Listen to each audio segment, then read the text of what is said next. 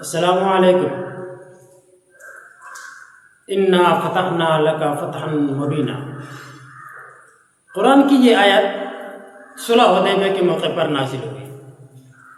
وہ صلح حدیبیہ جس کے بارے میں بہت سارے صحابہ اکرام یہ گمان کر رہے تھے کہ یہ ہماری کھلی شکست ہے، اور اس کو اللہ تبارک و تعالیٰ اپنے نبی سے یہ کہتا ہے کہ یہ تمہاری کھلی فتح ہے۔ آخر قرآن جس کو کھلی فتح کہہ رہا ہے، صحابہ اکرام اس کو اپنی شکست کیوں بتا رہے تھے، اسی کو ہم اس ویڈیو میں تفصیل سے جانیں گے۔ 6 ہجری میں رسول اللہ صلی اللہ علیہ وسلم نے ایک خواب دیکھا کہ آپ صلی اللہ علیہ وسلم اور آپ کے اصحاب بیت اللہ کا طواف کر رہے ہیں۔ چنانچہ رسول اللہ صلی اللہ علیہ وسلم 1400 صحابہ کرام کے ساتھ مدینے سے عمرے کی نیت سے مکہ کے لیے روانہ ہوتے ہیں، اور ذوالحلیفہ ایک جگہ کا نام ہے، وہاں پہنچ کر سب نے احرام باندھا تاکہ یہ ظاہر ہو کہ مقصد صرف اور صرف عبادت ہے، جنگ نہیں۔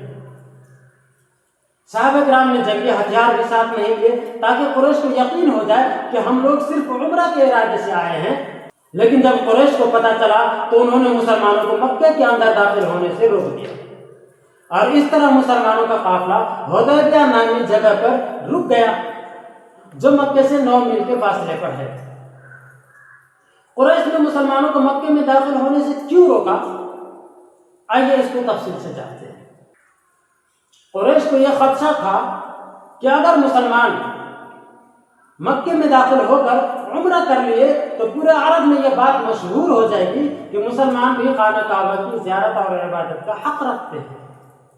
اس سے قریش کی برتری اور وقار جو وہ اپنے آپ کو کعبہ کے خادم اور سردار سمجھتے ہوئے رکھتے تھے کمزور پڑ جائے گا، اسی لیے انہوں نے مسلمانوں کو مکے میں داخل ہونے سے روک دیا۔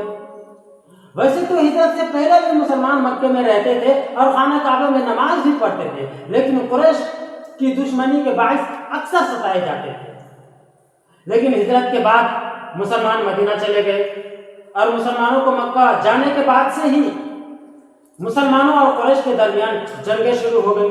تب قریش نے مسلمانوں کو مکہ آنے اور خانہ کعبہ کی زیارت کرنے سے روک دیا تھا، لہذا ہجرت کے بعد کئی سال تک مسلمان خانہ کعبہ کی زیارت کے لیے نہ آ سکے تھے، اور یہ پہلا موقع تھا کہ ہجرت کے بعد مسلمان عمرہ کے لیے مکہ آ رہے تھے، تو قریش نے انہیں مکہ میں داخل ہونے سے روک دیا تھا۔ تب رسول اللہ نے حضرت عمر سے فرمایا کہ تم مکہ جا کر قریش سے بات چیت کرو، تو حضرت عمر نے مشورہ دیا کہ یا رسول اللہ، حضرت عثمان کے رشتہ دار مکے میں بہت ہیں، لہذا آپ انہیں ہی بات چیت کے لیے بھیجیے۔ تو رسول اللہ نے حضرت عثمان کو قریش سے بات چیت کرنے کے لیے بھیجا۔ لہذا جب حضرت عثمان مکہ پہنچے تو قریش نے حضرت عثمان کو مکے میں ہی روک لیا، اور ادھر مسلمانوں میں یہ خبر پھیل گئی کہ حضرت عثمان کو شہید کر دیا گیا۔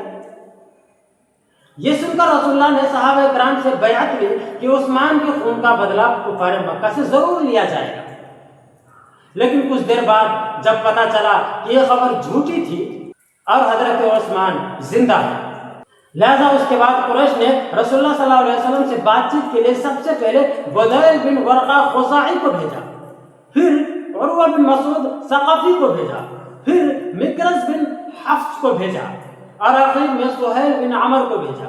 لہذا سہیل بن عمر اور رسول اللہ صلی اللہ علیہ وسلم کی گفتگو شروع ہوئی تو گفتگو کے دوران یہ طے پایا کہ ہم لوگ ایک معاہدہ کر لیتے ہیں، اور معاہدے پہ بات طے ہو گئی، اور یہ معاہدہ جس جگہ پر لکھا گیا اس جگہ کا نام حدیبیہ تھا، اسی لیے اس کو صلح حدیبیہ کہا جاتا ہے۔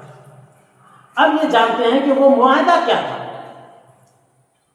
تو پہلا معاہدہ یہ تھا کہ مسلمان اس سال عمرہ نہیں کریں گے بلکہ عمرے کے لیے اگلے سال آئیں گے۔ دوسرا یہ تھا کہ اگلے سال مسلمان جب عمرہ کے لیے آئیں گے تو صرف اور صرف 3 دن تک مکے میں رک سکتے ہیں، اور جنگ کے اسلحہ ساتھ نہیں لائیں گے۔ اور تیسرا معاہدہ یہ تھا کہ اگر مکہ کا کوئی شخص مسلمان ہو کر مدینہ جاتا ہے تو مسلمان اسے واپس کرے گا، لیکن خدا نخواستہ اگر مدینے سے کوئی مسلمان مکہ آتا ہے تو مکہ والے اس کو مدینہ واپس نہیں کرے گا۔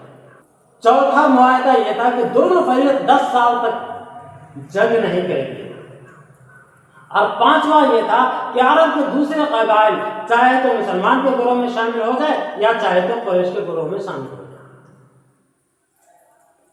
جب یہ معاہدہ لکھا جا رہا تھا اسی وقت ایک صحابہ مکہ سے رسول اللہ کے پاس پہنچے، تو قریش نے کہا کہ اس کو ہمارے حوالے کر دو، تو رسول اللہ نے فرمایا کہ ابھی تو معاہدہ لکھا جا رہا ہے، معاہدہ ختم تو نہیں ہوا ہے، لیکن قریش نے ماننے سے انکار کر دیا۔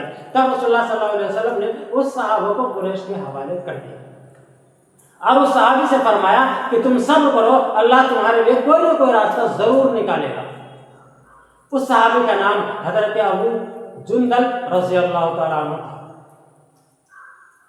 اس معاہدے کی جو تیسری شق ہے کہ اگر کفار کا آدمی مسلمان کے پاس مدینہ جاتا ہے تو مسلمان اسے واپس کرے گا، لیکن اگر مدینے کا کوئی مسلمان مکہ جاتا ہے